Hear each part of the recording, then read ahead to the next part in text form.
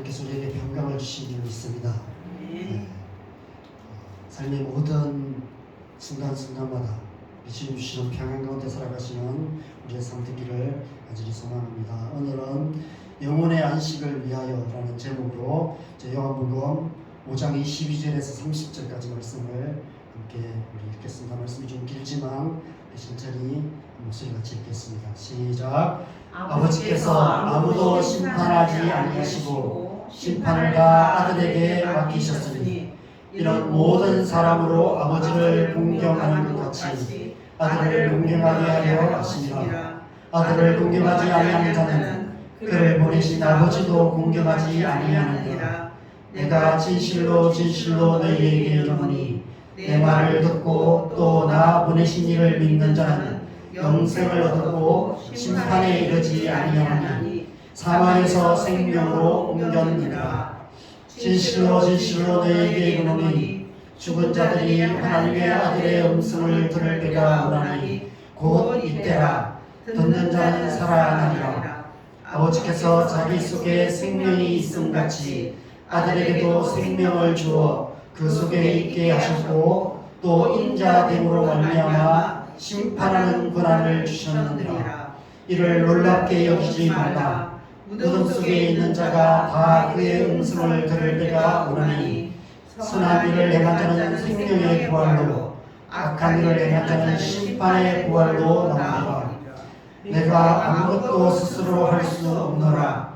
듣는 대로 심판하노니 나는 나의 뜻대로 하려 하지 않고 나를 보내신 이의 뜻대로 하려 함으로 내 심판은 의로우리라. 아멘. 한국을 빛낸 100명의 위인들이라는 제목의 노래가 있습니다. 아마 여러분도 한번 좀 들어보셨을 것입니다. 아름다운 이 땅의 금수강산에 이렇게 시작해서 역사는 흐른다 이렇게 끝나는 노래입니다. 제가 인터넷으로 가사를 검색해 보니까 5절까지 있더라고요. 1절에 당군 신화로부터 시작해서 삼국시대 고대 사회의 인물들로부터 시작해서 마지막 5절에는 현대사에 나오는 인물들까지 이 땅의 반만년의 역사 속에 살았던 100명의 사람들의 이름을 언급하고 있습니다. 그 중에는 누구나 다 아는 유명한 인물도 있지만 처음 들어보는 이름도 있었습니다. 그리고 홍길동, 이수일, 심순애 같은 소설 속에 그런 인물도 있고 이완용의 이름도 있는 것을 보면 한국을 빛낸 위인이라는 제목은 안 맞는 것 같습니다. 근데 다만 매 절 끝에 역사는 흐른다 이렇게 끝이 나고 있는 그 결론은 맞는 것 같습니다. 역사는 흐르고 있습니다. 어디로 흐를까요? 물이 바다로 흘러가듯이 이 땅의 역사도 흘러가는 방향이 있습니다. 아무런 목적지 없이 한없이 흘러가는 역사가 아닙니다. 불교의 윤회 사상은 역사를 그렇게 이해해요. 시작도 없고 끝도 없이 영원히 돌고 도는 역사라고 생각합니다. 그래서 이번 생이 끝나면 다음 생이 있다라고 생각합니다. 그래서 뭔가 좀 일이 마음대로 잘 안 되고 인생이 좀 내 마음에 안 들면 이번 생은 좀 폭망한 세상이라고 생각하고 다음 생에 잘 살면 된다 이런 생각을 합니다. 그래서 드라마 같은 걸 보면 전생에 못다한 어떤 못 이룬 어떤 사랑을 다음 생에 이루는 그런 주제를 드라마로 만들기도 합니다. 그저 그런 남자가 이쁜 여자를 만나서 결혼을 하면 전생에 나라를 구했냐 이런 얘기를 하기도 합니다. 그런 의미에서 저도 전생에 나라를 구한 것 같습니다. 이런 말들을 하는 것을 보면 알게 모르게 우리의 사고 안에 불교적인 사상이 많이 자리 잡고 있는 것 같습니다. 그런데 성경이 말하는 역사는 다릅니다. 성경의 역사는 분명한 시작이 있고 분명한 끝이 있습니다. 분명한 목적지가 있어요. 그 목적지의 역사가 다다르면 역사는 끝이 납니다. 마치 강물이 깊은 산골짜기에서부터 시작되어서 바다로 흘러가듯이 하나님의 창조로부터 시작하여 분명한 목적지를 향해서 흘러가는 것이 역사라고 성경은 말씀하고 있습니다. 성경이 말하는 역사의 종착지는 하나님의 나라입니다. 창세기로부터 시작된 역사가 하나님 나라가 이루어지며 요한계시록에서 예수님께서 다시 오시는 그날, 하나님의 나라가 이루어지는 그날에 끝이 나게 되는 것입니다. 그 마지막 날에 이 땅의 역사는 끝이 나고 영원한 하나님의 나라가 시작되는 것입니다. 그렇다면 오늘날 과학이 말하는 역사는 어떨까요? 과학은 역사를 어떻게 이해할까요? 성경이 말하는 역사와 과학이 말하는 역사는 분명한 공통점도 있고 분명한 차이점이 있습니다. 공통점은 이것입니다. 과학도 역사는 흘러간다고 생각해요. 과학도 역사가 시작이 있고 끝이 있다고 이야기합니다. 그러나 과학이 말하는 역사는 진화론적인 역사예요. 수십억 년 전 어떤 알 수 없는 힘에 의해서 우주의 역사가 시작되었다고 얘기합니다. 그리고 수십만 년 전에 역시 뚜렷한 이유도 없이 인간의 역사가 시작되어서 지금까지 진화되어 왔다고 주장합니다. 그렇다면 과학이 말하는 역사의 최종 목적지는 어디일까요? 과학도 역사의 끝이 있다고 말해요. 그 과학이 말하는 역사의 끝은 종말이에요. 성경이 말하는 종말이 아닌 그냥 다 없어지는 거예요. 우리 인생이 죽음으로 끝이 나듯이 이 세상도 언젠가는 역사적 종말을 맞이하게 된다는 것입니다. 저 하늘에 빛나는 태양도 그렇고 밤하늘에 빛나는 저 달과 별들도 그렇고 우리 사는 이 지구도 수억 년 아니 수십억 년 후에는 그 수명이 다하여 완전히 사라지게 된다는 것입니다. 결론적으로 과학이 말하는 역사는 무에서 시작되어서 무로 끝나는 것이 과학이 말하는 역사예요. 사람들이 과학을 대단한 것처럼 여기지만 알고 보면 별로 과학적이지 않아요. 별로 과학적인 결론이 아니에요. 어떻게 무에서 시작해서 무로 끝날 수 있을까요? 이건 종교예요. 하나의. 이런 관점에서 과학도 하나의 종교에 불과하다는 것입니다. 그 속에서 살아가는 인간의 역사에 대해서 과학이란 종교는 더 비극적인 전망을 내놓고 있습니다. 언제 어떤 방법으로 인간의 역사의 종말이 올지 모른다고 과학은 말하고 있습니다. 현실적으로 봐도 그래요. 계속 요즘 이제 뉴스마다 계속 지금 중국에 물난리가 나고 있고요. 미국에는 폭염으로 수십 명이 지금 목숨을 잃고 있습니다. 뉴스를 보니까 막 누가 녹아내리고 햇빛에 녹아내리고요. 햇빛의 온도에 유리 온도가 150도까지 올라간대요. 그래서 유리가 그냥 저절로 깨지고 현관 유리가 그런 일들이 지금 계속 일어나고 있습니다. 지구온난화로 자연재해가 급증하고 있어요. 이 상황이 점점 더 극심해져서 이 지구라는 땅이 인간이 살 수 없는 상황이 되면 인간의 역사는 자연히 종말을 맞이하게 됩니다. 역사가 끝이 나는 거예요. 과학자들은 옛날 공룡이 멸망한 이유를 유성의 충돌로 비가기가 왔기 때문이라고 그렇게 주장합니다. 그래서 먼 미래에 우주를 떠들고 있는 유성이 지구에 충돌하면 또 다른 비가기가 오게 되고 그러면 인간의 역사도 종말을 맞이하게 될 거다. 이렇게 주장하기도 합니다. 사회과학자들은 만약에 제3차 대전이 일어난다면 지구상에 있는 이 핵무기만으로도 인간의 역사는 종말을 맞이하게 될 것이다라고 경고하고 있습니다.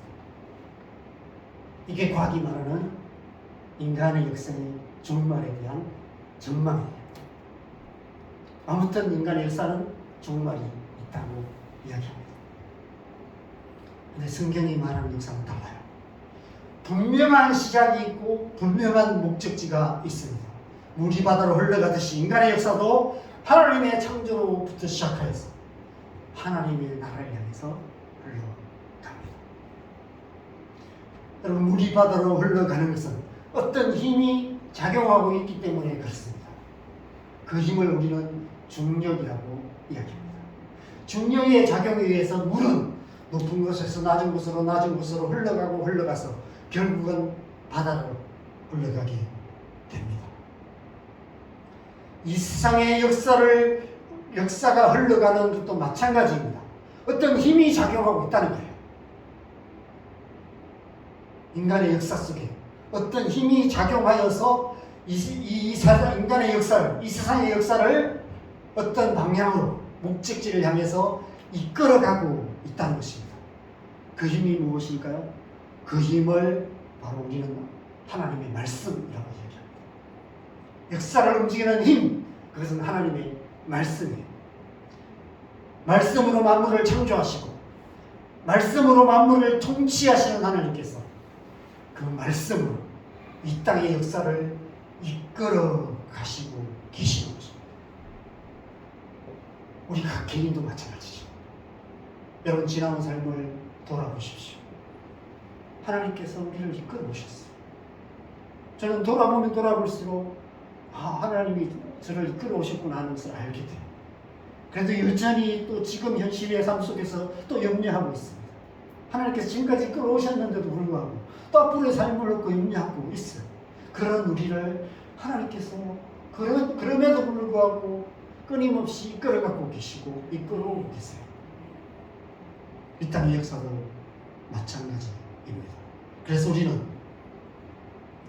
하나님을 역사의 주관자라고 찬양하고 있는 것입니다.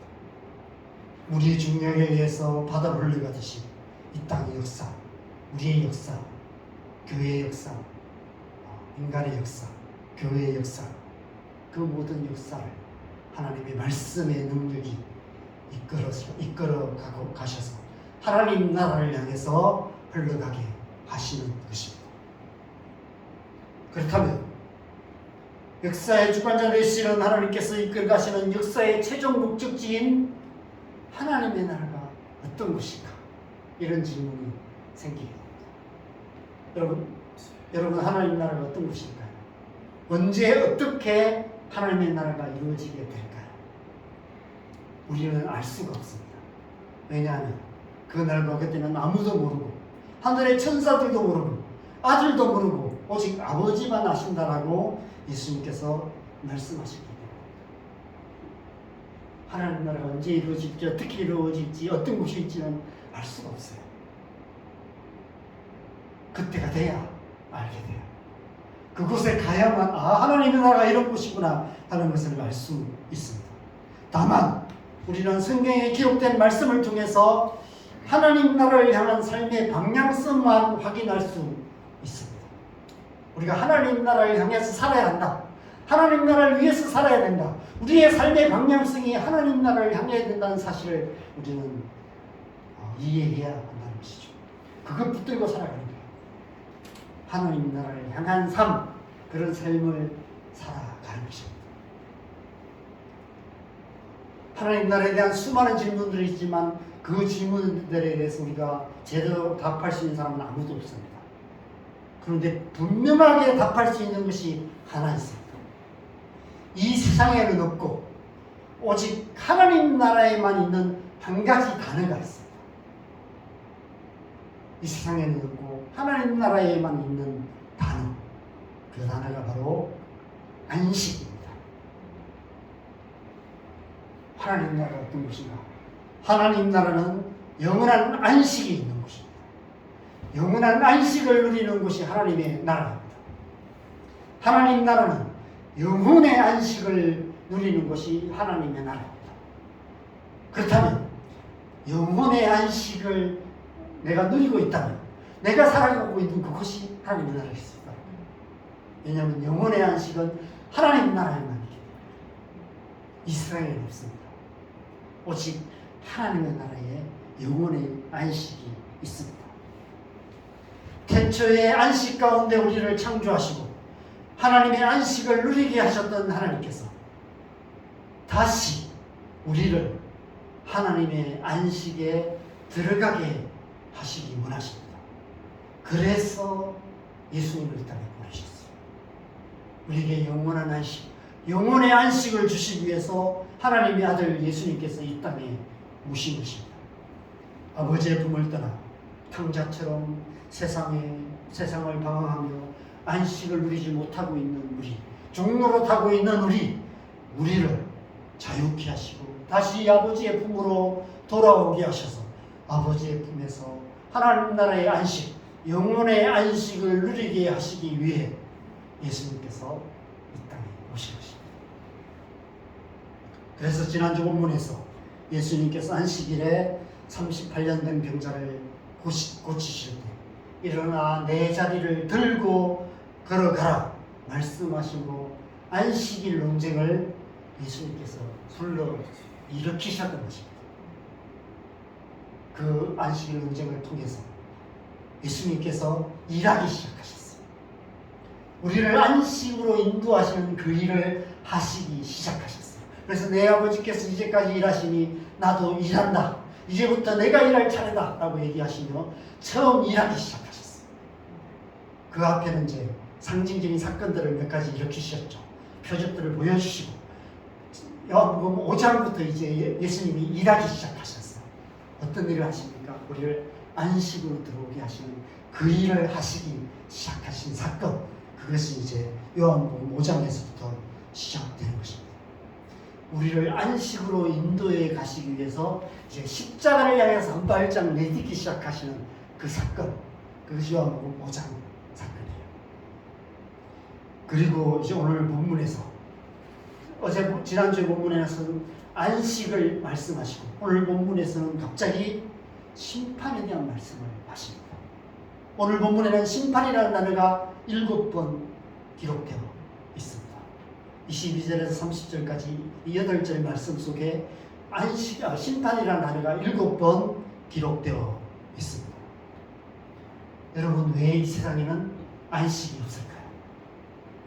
왜 우리는 이 세상 사는 동안 늘 불안해하고 염려하며 두려워하며 살아가게 될까요? 심판이 있기 때문입니다. 여기서 심판이란 단어의 의미를 좀 넓은 의미를 한번 생각해 보시면 좋겠어요. 그러면 이 세상 사는 동안 우리의 삶에 안식이 없는 표면적인 이유를 알 수가 있어요. 여러분, 우리가 하는 모든 일에는 결과가 따릅니다. 우리가 어떤 선택을 하느냐에 따라서 결과가 달라져요. 우리의 선택에 대한 심판이 기다리고 있는 것입니다. 왜 학창시절에 열심히 공부를 해야 합니까? 반드시 그런 것은 아니지만 보편적으로 열심히 공부하지 않으면 좋은 성적을 얻지 못합니다. 열심히 공부하지 않은 우리의 선택에 대한 결과로 심판이 기다리고 있는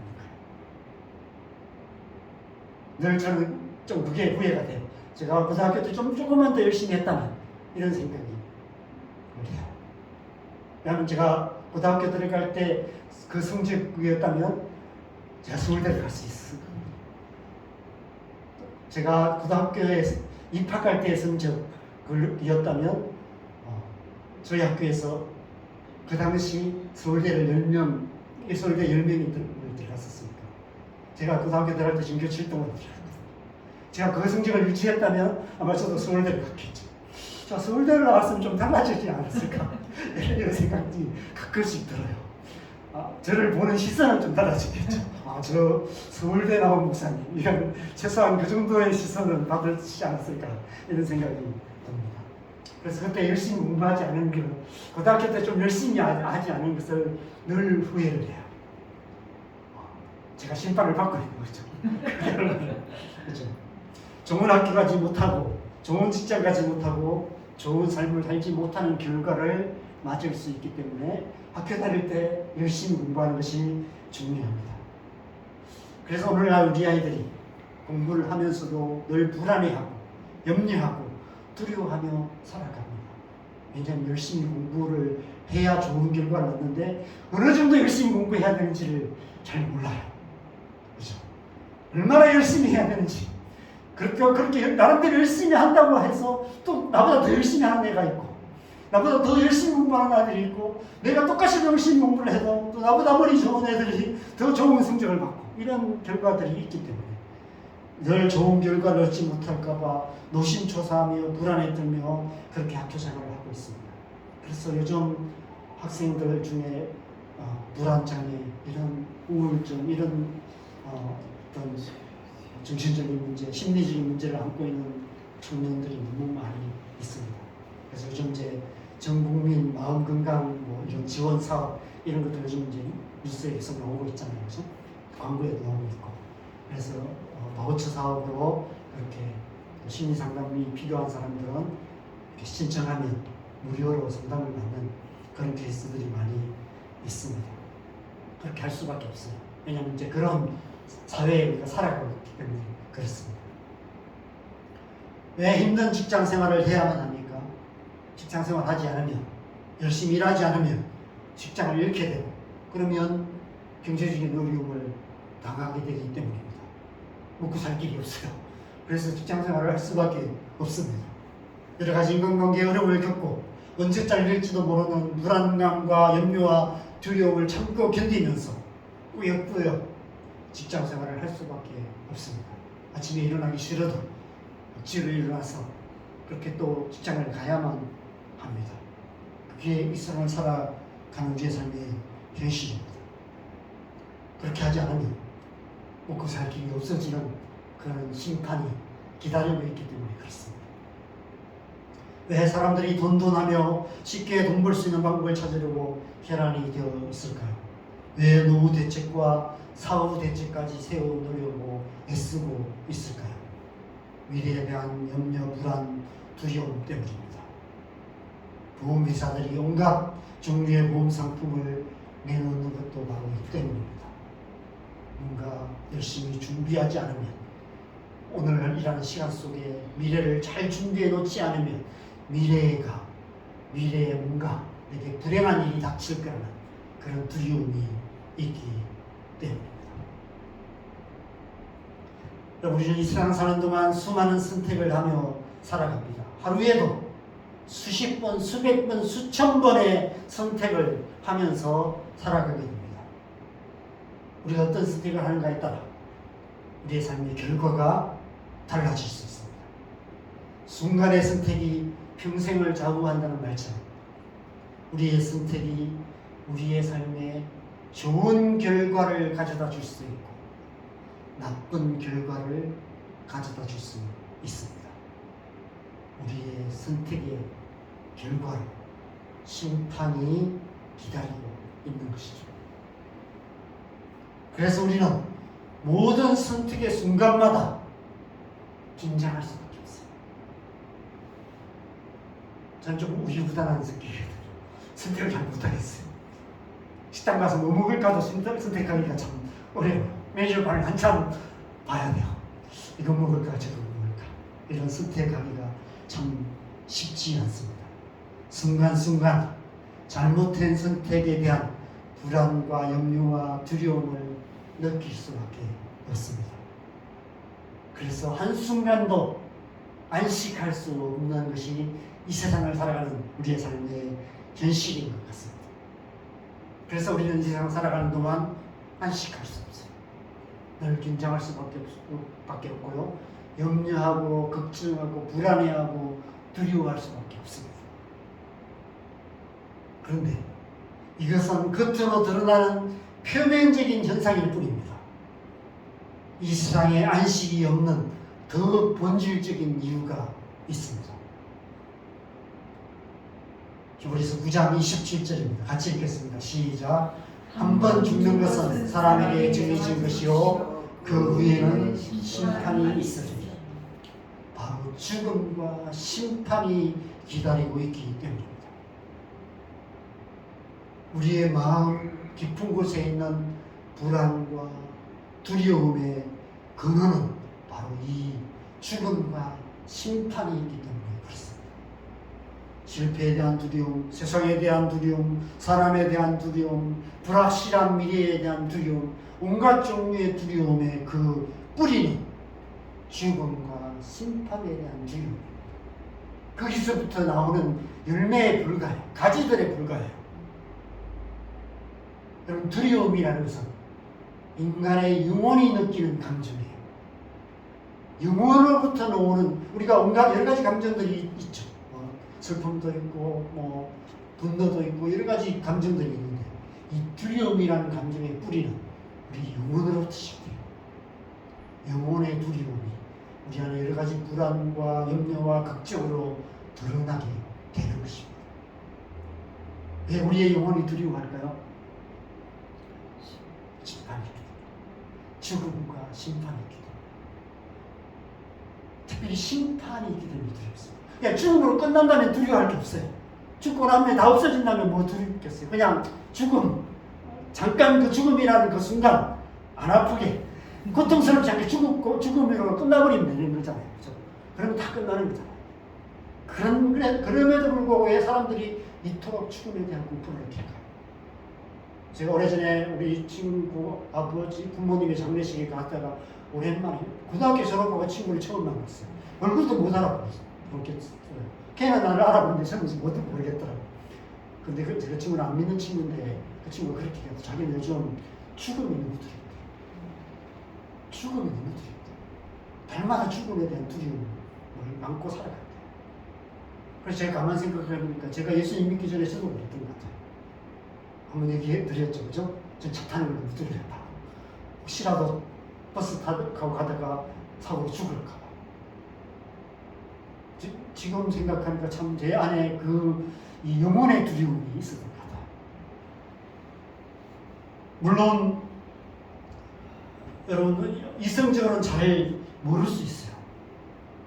이 세상의 교육기관이 가르친 지난원적인 역사관으로 생각하면 인간이라는 존재는 죽음으로 끝나는 존재라고 생각하기 때문에 그냥 죽으면 끝난다 이렇게 생각하고 살아가는 사람들이 많아요. 그래서 흉악한 죄를 짓고 내 마음대로 살고 거짓말로 남을 속이고 노인들 훔쳐먹고 별짓 다 하며 살아도 죽으면 끝이라고 생각하기 때문에 아무런 죄책감도 느끼지 못하고 두려움 없이 죄를 짓는 악인들이 많이 있습니다. 며칠 전 유튜브 뉴스를 보니까 위안부를 자발적 매춘부라고 주장하는 그런 미국의 어떤 교수가 있는데 일본의 우익단체로부터 상을 받았다는 뉴스를 제가 봤어요. 그런 사람들은 아무리 그렇지 않은 증거들을 보여줘도 자기 주장을 굽히지 않아요. 제가 그 뉴스를 보면서 너무 화가 났는데 한편으로 이런 생각을 했습니다. 나중에 하나님의 심판대 앞에서 모든 실상을 알게 될 거라고. 그러면 슬피 울며 이를 가게 될 것이라. 여러분, 우리의 영혼이 참된 안식을 누릴 수 없는 것은 하나님의 심판이 기다리고 있기 때문입니다.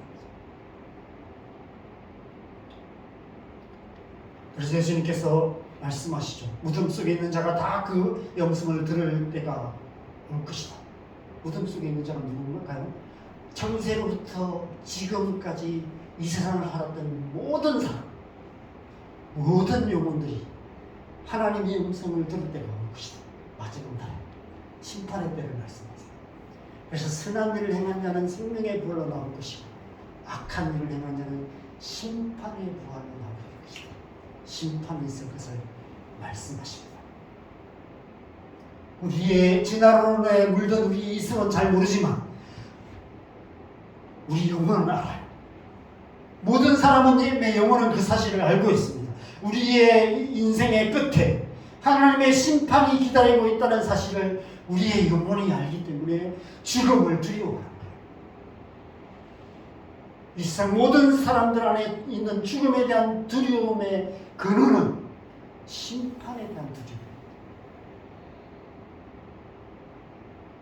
그래서 지난 본문에서 안식을 말씀하신 예수님께서 오늘 본문에서는 7번이나 심판이라는 단어를 말씀하세요.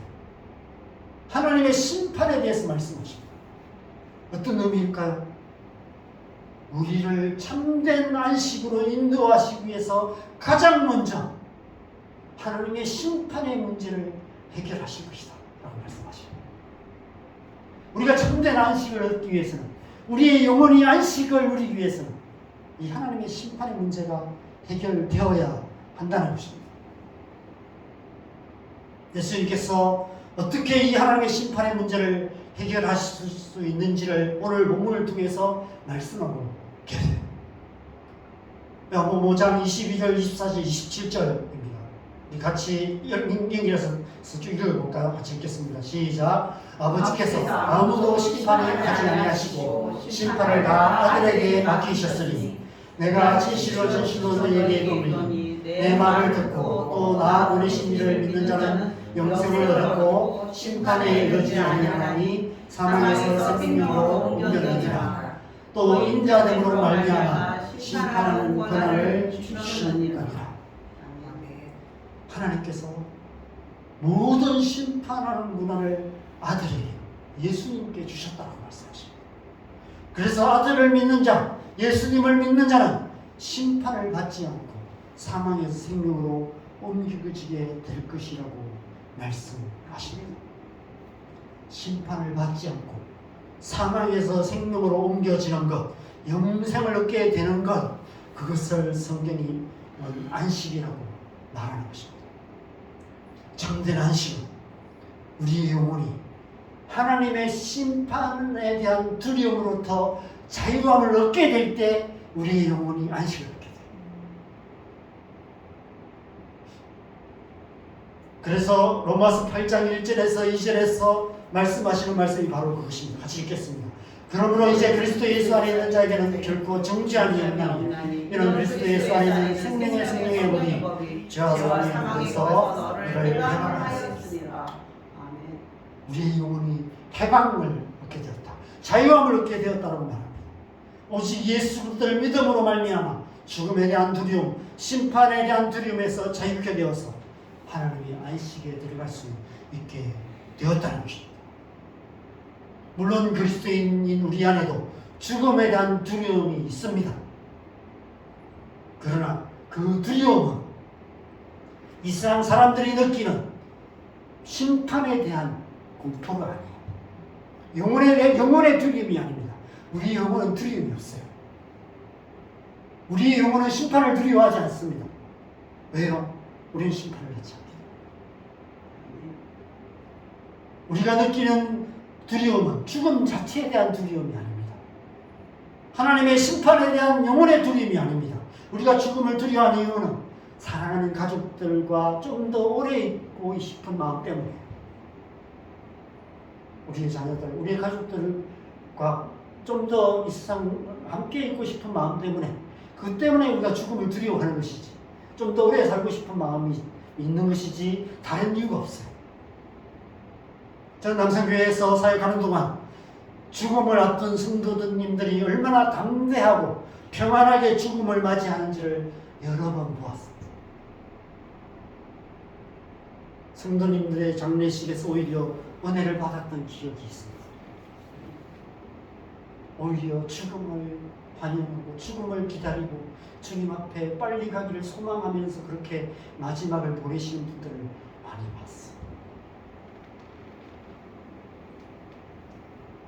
사도행전 7장에 교회 역사의 최초의 순교자였던 스데반의 순교 사건이 기록되어 있습니다. 여러분, 구약의 창세기에 기록된 인류 역사의 최초의 죽음은 가인이 아벨을 돌로 쳐 죽인 사건이었습니다. 근데 신약에서 초대교회 역사의 최초의 성도의 죽음도 돌에 맞아 죽는 순교자 스데반의 죽음이었습니다. 가인이 아벨을 돌로 쳐 죽였듯이 동족들이 던진 돌에 맞아서 스데반이 죽음을 당합니다. 그것이 첫 번째 죽음이었어요. 근데 스데반의 죽음을 보면 성도의 죽음이 어떤 모습인지를 볼 수 있습니다.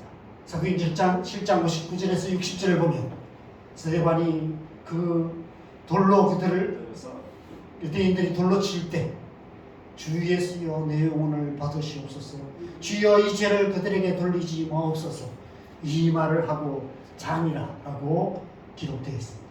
이것이 스데반의 마지막 모습이었어요. 죽음에 대한 두려움이 조금도 없이 죽음을 맞이하는 모습을 보게 됩니다.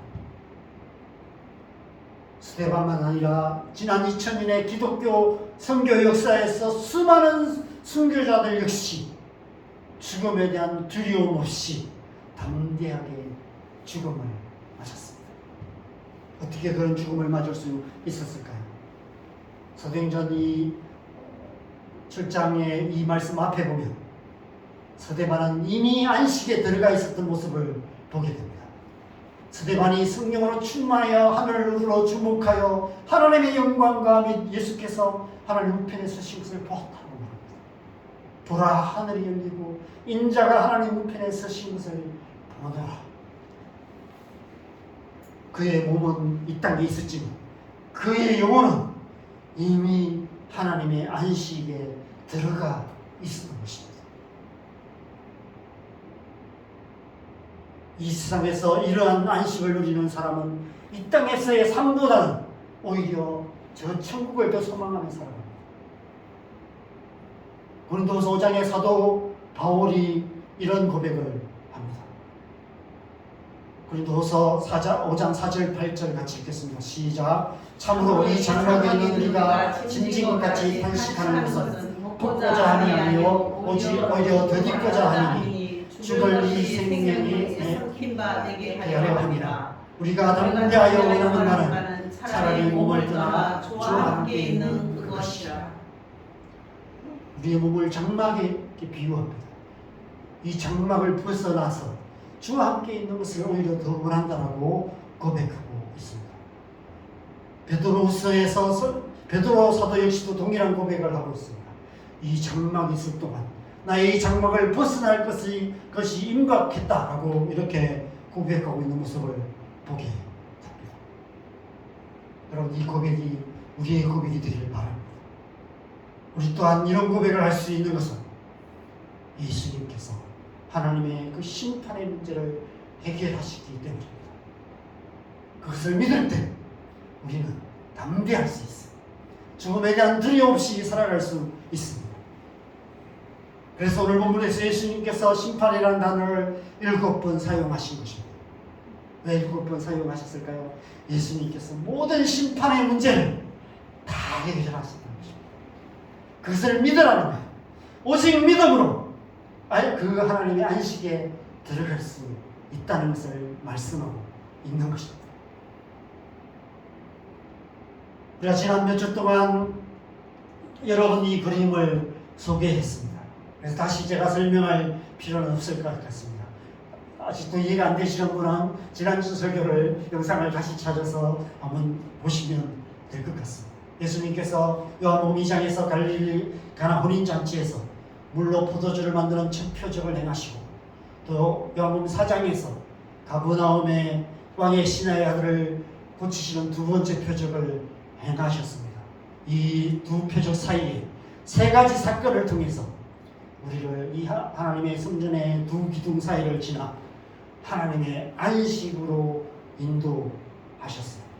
그 길을 보여주셨습니다.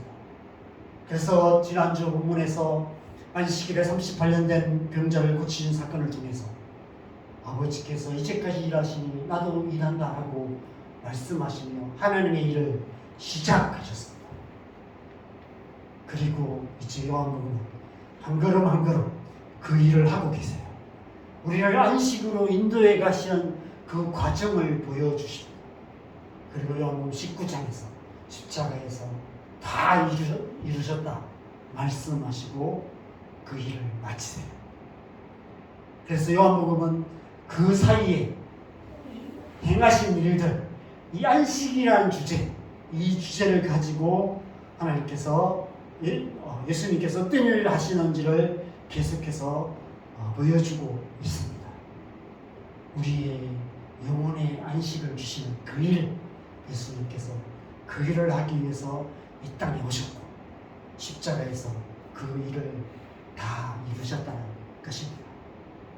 오늘 본문에서 가장 먼저 심판의 문제, 그 문제를 해결하실 것을 말씀하시고 어떻게 해결하십니까? 십자가에서 그 일을 다 이루시는 것입니다. 그래서 이 연봉을 우리가 함께 나누는 동안 예수님께서 저와 여러분의 영혼을 이 하나님의 안식 가운데로 인도해 가실 줄 믿습니다. 이 안식은 우리가 죽음 이후에 죽고 나서 저 천국에 가서 우리는 영원한 안식만을 말하는 것이 아니라 이 땅을 살아가는 동안 영혼의 안식, 언제 어디서 무엇을 하든지 영혼의 안식 가운데 살아가는 길, 그 길을 보여주십니다. 그래서 우리가 요한복음을 우리가 묵상하는 동안 우리가 그 길을 찾고 그 길을 발견하고 어떻게 그런 삶을 갈 수 있는지를 깨닫고 그런 삶을 살아가는 은혜를 경험하는 그런 시간 되었으면 좋겠습니다. 날마다 주님 품에 안식하는 삶, 그런 삶이 바로 그리스도인다운 삶인 것입니다. 언제 어디서 무엇을 하든지 영혼의 안식을 누리는 삶, 그런 삶을 살아가시기 바랍니다. 역사는 흐릅니다. 하나님의 말씀이 이 땅의 역사를 제어영원한 하나님 나라로 이끌어가고 계십니다. 우리는 이미 그 하나님 나라의 역사의 강물을 따라 하나님 나라를 향하고 있습니다. 어떻게 살면 될까요? 여러분, 그냥 그 역사의 강물에 힘 빼고 맡기고 영혼의 평안을 누리며 그렇게 살아가는 거예요. 영혼의 안식을 누리며 살아가는 것입니다. 그렇게 살아갈 때 하나님께서 우리를 그 하나님의 나라의 역사의 종착지, 그 하나님 나라로 인도해 가실 줄 믿습니다. 그 나라까지 날마다 영혼의 안식을 누리며 살아가는 저와 여러분 되시기를 주님의 이름으로 간절히 축원합니다. 우리 함께 이 찬양 우리 함께 하겠습니다. 우리 주의 친절한 발의 기세 우리 전을 함께 하겠습니다.